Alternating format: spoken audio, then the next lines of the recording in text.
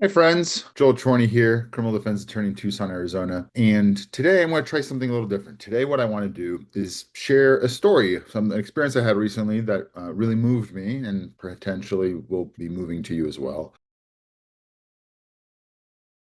I had a client some years ago, this was before COVID, who had robbed a retail company. They'd gone into, I can't think it was three different locations of this large retail company and stole merchandise from these locations on numerous occasions. I'm talking about probably seven, eight times total that he stole from this company. Pretty high value amounts. And the company had him pegged. They had him on surveillance video. They had provided this information to law enforcement. And eventually it caught up with him and the police arrested him, and I represented him. Turns out he was very much addicted to drugs, and he was stealing to feed his habit, which unfortunately is a very common story in my field, and he was looking at a lot of time. He was in a lot of trouble. Now, that's the setup.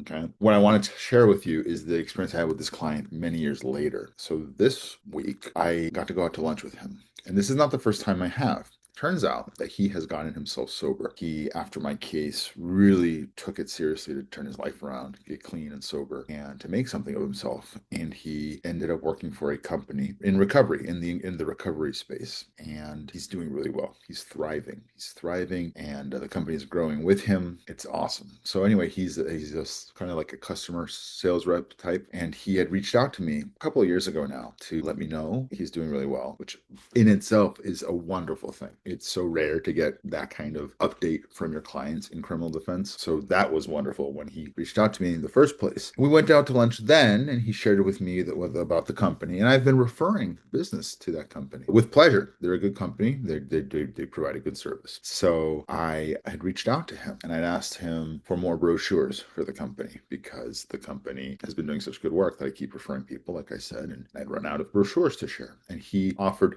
to give me some more the next time he was in town and we could go out to lunch again. So that lunch happened this week. And it was wonderful to hear the update and how well he's doing. He was looking really good, very fit, very healthy. He's talking in a wonderful way. I'm proud of him. But what I really wanted to share with you is what he shared with me, which is that when he shares about that moment when he made that transition, when he recognized that he needed to recover from his addiction and do something with himself, he shares the moment he met me for the first time. And I told him how I was seeing his case. He explains that right before he met me, he thought he was going to be able to talk his way out of it and that he was going to fight the case. He was going to go to trial. He was going to beat it somehow. That was his plan. He was in denial. He was in complete denial. And he had no intentions in that moment to do anything to turn his life around. But apparently, when he met me and I explained to him how screwed he was, the way I did it, as he tells it, really landed and made him realize that he needed to make a change. And he did. We were able to get him on probation and he completed his probation successfully and then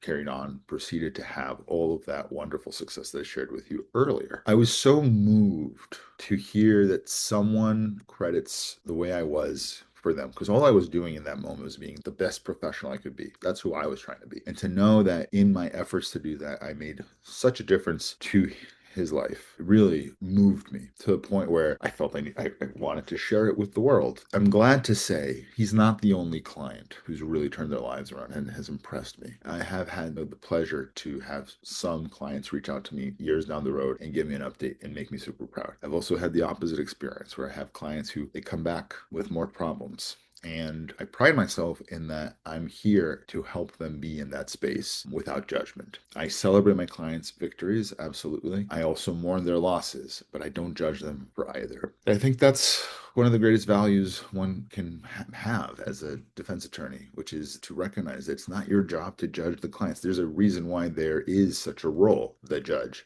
and it's not your role when you're the criminal defense attorney. As I tell my clients, I'm not the judge, and I sure as hell am not the prosecutor. I'm here to defend you. I'm here to be on your side. Sometimes being on your side is telling you the things that you don't want to hear, but trying to do it in a way that makes you hear them. So anyway, if you need to have someone like me on your side, or you know someone who does, give my office a call. We'll talk and see how we can help you out. Until next time, remember, you have rights. They matter. Protect them, be safe, and I'll see you on the next video.